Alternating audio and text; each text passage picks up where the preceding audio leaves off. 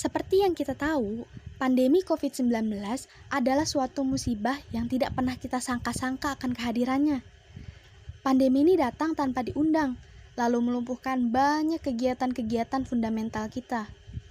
Membuat sistem kita kacau hingga kita panik sana-sini. Ekonomi melemah, kesehatan terancam. Roda pemerintahan dipaksa untuk memfokuskan kepada cara-cara terbaik agar kita masih bisa menyelamatkan diri dari pandemi ini. Pemerintah pusing, rakyat diambangkan pada ketakutan akan mati surinya roda perekonomian mereka. Kita dihadapkan pada satu situasi di mana kita harus memilih diam di rumah untuk menghindari penyebaran tetapi tidak bekerja, atau dengan kata lain kita tidak memiliki uang, atau bekerja dengan resiko tinggi penyebaran virus ini akan semakin mudah. Dewasa ini, banyak orang-orang yang kehilangan pekerjaan disebabkan kerugian yang dialami berbagai macam perusahaan dikarenakan pandemi selama 1,5 tahun belakangan ini. Hal ini menyebabkan banyak orang yang kehilangan pekerjaan karena terkena PHK massal. Berhentinya pekerjaan di suatu perusahaan tidak menjadikan beberapa orang menyerah dalam menghadapi pandemi ini.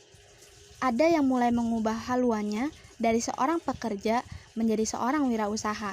Salah satunya menjadi seorang penjual barang-barang online. Kenapa harus online shop? Nah, di zaman yang serba canggih ini adalah masanya kita untuk memaksimalkan fungsi benda yang sehari-hari selalu kita pegang. Apalagi, handphone. Jika kita telusuri, kita bisa loh membuat uang berjalan terus ke rekening kita hanya lewat handphone. Berangkat dari banyaknya toko-toko online yang kian bertaburan, kita harus tahu nih, sebenarnya online shop itu apa sih? Nah teman-teman, online shop ini merupakan proses yang sama ketika kita berjualan, alias kegiatan interaksi jual dan beli antar pedagang yang tokonya ada pada laman media sosial atau lewat aplikasi belanja online seperti sekarang. Online shop ini sebenarnya sudah ada sejak lama, namun baru terangkat pamornya ketika pandemi seperti ini. Karena terutama sewaktu mal-mal ditutup dan adanya larangan keras untuk berkerumun, maka online shop merupakan alternatif terbaik untuk memenuhi kebutuhan dan keinginan kita akan barang dan jasa. Pada toko online ini, kita lebih mendunia, karena jika kita pergi ke toko di pasar, mungkin hanya beberapa toko tujuan yang tersedia di dalam pasar. Tapi ketika kita melangkah memasuki mall online, maka kita bisa mendapatkan referensi akan produk yang kita inginkan dari berbagai toko dari seluruh penjuru negeri, bahkan sampai toko dari luar negeri. Karena sangat mudahnya kita untuk membuka tempat berdagang online, membuat ramai-ramai orang terutama yang mempunyai jiwa bisnis tapi sedang permulaan atau malah ada yang dari gulung tikar, ramai-ramai mencoba di toko online ini. Kita jadi punya pertanyaan, memangnya keuntungan menjadi penjual online itu apa sih? Nah, di sini kita udah dapet nih 5 poin kelebihan menjadi penjual online. Yuk, langsung saja kita kupas satu-satu. Yang pertama, tidak ada batasan akses dan lokasi. Internet menjangkau berbagai penjuru dunia dan semua zona waktu. Ini berarti ketika toko dilakukan secara online, terbentuk kapabilitas yang sama. Pada toko fisik, pelanggan dibatasi oleh jam buka tutup toko. Sebaliknya, jika toko dilakukan secara online, kita bisa mengakses internet dari area mana saja dan buka 24 jam setiap hari sepanjang tahun. Selain itu, dengan peningkatan marketing mobile, bisnis online kita mendapat keuntungan lain, yakni bisa diakses siapa saja yang memiliki mobile device. Pelanggan hanya dibatasi oleh jangkauan jaringan mereka. Yang kedua, investasi awal yang rendah. Manfaat signifikan untuk bisnis berskala kecil adalah investasi awal untuk memulai bisnis online. Umumnya, lebih rendah dibanding harga untuk memulai bisnis yang sama menggunakan model tradisional. Teknologi yang digunakan untuk mendirikan dan mengoperasikan toko online lebih terdepan dan juga lebih murah diperoleh. Banyak toko online yang sukses dimulai dengan menggunakan rumah tinggal sebagai kantor dengan komputer biasa, beberapa software dasar, dan koneksi internet. Tak hanya itu, Memiliki website sebagai representasi bisnis kita di era digital ini juga sangat penting. Yang ketiga, support pelanggan jadi lebih baik. Website kita menjadi titik kontak untuk kita, dan manfaatnya jauh lebih baik dibanding kartu bisnis. Pelanggan bisa menghubungi dan berbicara dengan kita berkat email dan software live chat. Bisnis online tidak menemukan kesulitan untuk melakukan kontak dengan pelanggan menggunakan telepon, email, Twitter, Facebook, dan sebagainya. Ini jadi cara yang sangat baik untuk membangun hubungan dengan pelanggan. Ketika pelanggan menghubungi kita, mereka ingin jawaban yang cepat. Selain itu, bentuk layanan pelanggan yang fleksibel ini bisa memperpanjang jam operasi fisik sebuah toko. Toko online juga menawarkan kenyamanan dalam mengantarkan produk langsung ke depan pintu pelanggan, tanpa mereka perlu mengalami kemacetan hanya untuk mengunjungi toko kita dan bertransaksi. Yang keempat, operasi rendah biaya. Mengoperasikan toko online jauh lebih efektif dari segi harga dibanding menjalankan perusahaan fisik. Teknologi membuat kita bisa menjalankan bisnis online, termasuk menangani manajemen persediaan, pembayaran, pengiriman, dan seterusnya. Menjalankan toko online ini melalui sistem online membuat kita memotong biaya secara signifikan pada hampir semua area toko.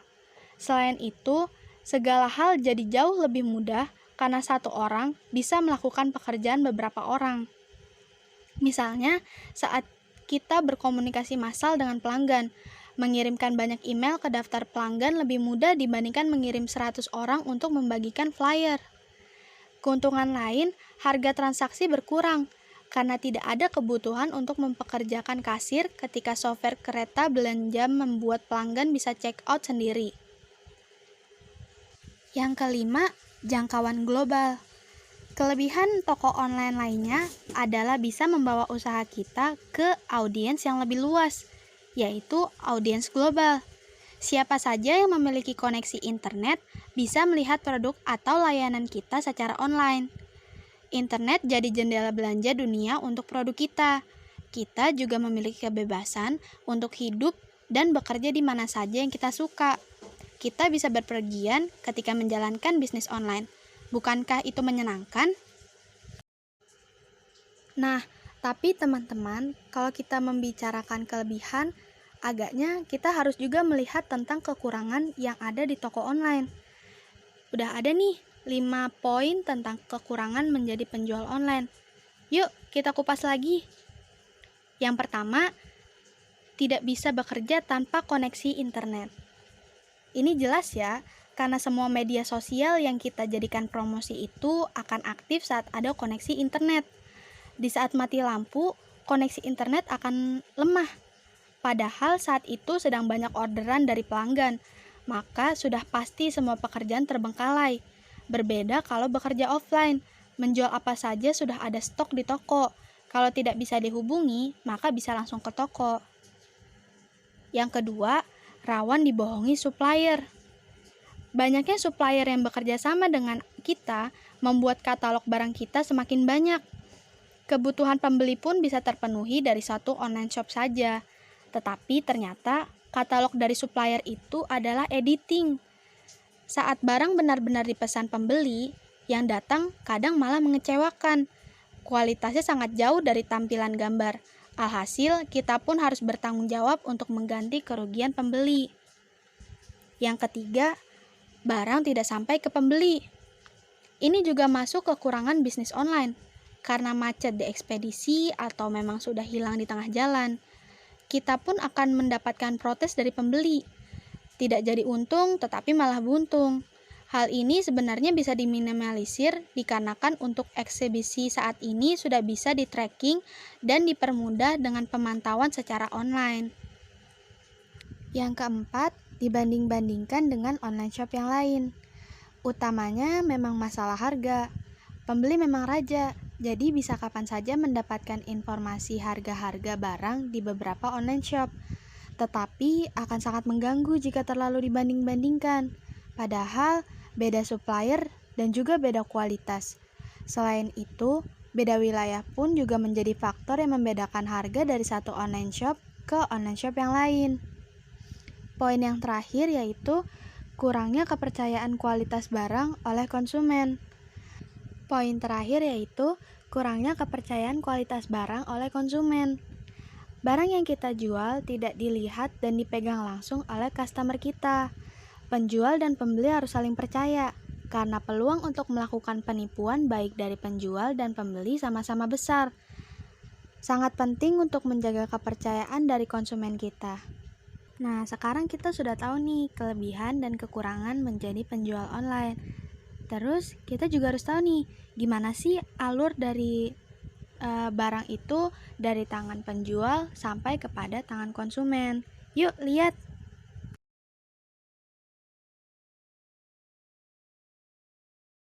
Baik, bisa kita mulai ya. Assalamualaikum warahmatullahi wabarakatuh. Perkenalkan, kami dari kelompok 4 akan menampilkan percakapan tentang penjual dan pembeli secara online. Untuk Salwa dan Arif, bisa langsung dimulai? Bisa. Selamat pagi, dengan saya Salwa Safitri, owner dari Fruit Online. Ada yang bisa saya bantu? Selamat pagi, saya Arif Hidayat. Saya melihat laman produk dari toko Anda di online shop. Saya ingin menanyakan, apakah stok apel dan lemon untuk satu peti masih ada? Iya Pak, jika laman itu masih ada di media sosial, artinya stok masih ada ya Pak. Bagaimana? Apa Bapak ingin memesan sesuatu dari toko kami? Saya ingin memesan satu peti apel dan satu peti lemon. Boleh saya tahu rincian harganya? Baik, untuk satu peti lemon harganya adalah Rp250.000 dan untuk satu peti apel harganya Rp300.000. Jika Bapak membeli keduanya, maka total harganya adalah Rp550.000 ya Pak. Untuk satu peti lemon dan apel, kenapa harganya lebih murah dari toko kebanyakan ya?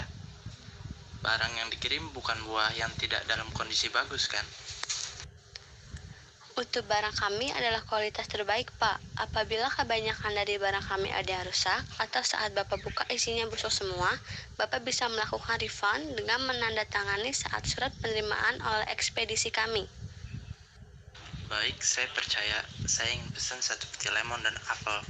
Kira-kira bisa dikirim kapan dari tanggal berapa? Untuk Jabodetabek berkisar antara 2-3 hari lama pengirimannya, Pak. Baik. Apa ada nomor telepon yang bisa kami hubungi, Pak? Ya, nomor telepon atau WhatsApp saya yang bisa Ibu hubungi yaitu 0821 1321 2321. Baik, untuk konfirmasi dengan Pak Arif Hidayat, pemesanan satu peti apel dan lemon ya Pak. Selanjutnya kami akan mengirim link formulir pembelian kepada Bapak ya Pak. Untuk pembayaran harap dilakukan dengan transfer ke rekening toko kami yang nanti ada di dalam formulirnya ya Pak. Baik, terima kasih sebelumnya. Saya tunggu pesanan saya. Baik, terima kasih telah memesan dari toko kami. Baik, kira-kira seperti itu ya pemesanan dari toko online-nya. Terima kasih untuk Salwa dan Arif. Bisa kita live sekarang ya, dan kita akan melihat bagaimana alur kurir ke tangan konsumen. Nah, ini dia gamenya. Oke, ini kita udah dapet ya guys, peti dari lemon dan apelnya punya Pak Arif. Nah, ini sengaja ya kita bikin game seperti ini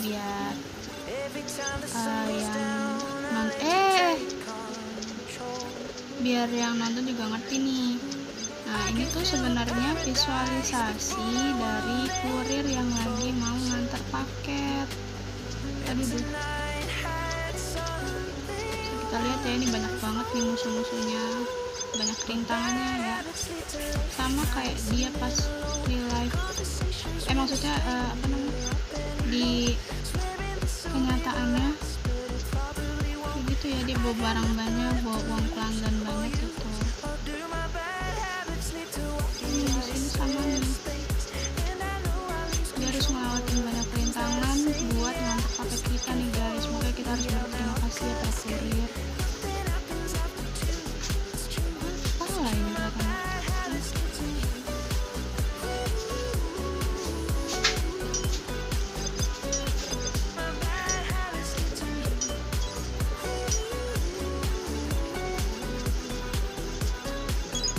kalian bisa loh guys ikutan main juga, karena nanti linknya bakal aku taruh juga ya.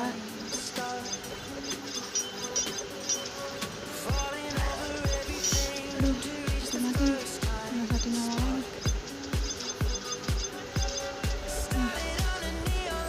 Oke, nyawanya udah menipis banget. Dan Nah, jadi seperti itu ya guys. Ternyata yang menang adalah kurir yang dimainkan oleh Arif nih. Nah, jadi itu adalah perjalanan kurir yang mengantarkan paket sampai ke tangan kamu nih. Gimana? Apa kamu sudah tertarik untuk mencoba toko secara online atau berdagang secara online? Nah, semoga di video kali ini bisa menjadi masukan untuk kalian yang ingin mencoba toko secara online ya. Sekian dari kelompok 4, kurang lebihnya mohon maaf. Terima kasih atas perhatiannya.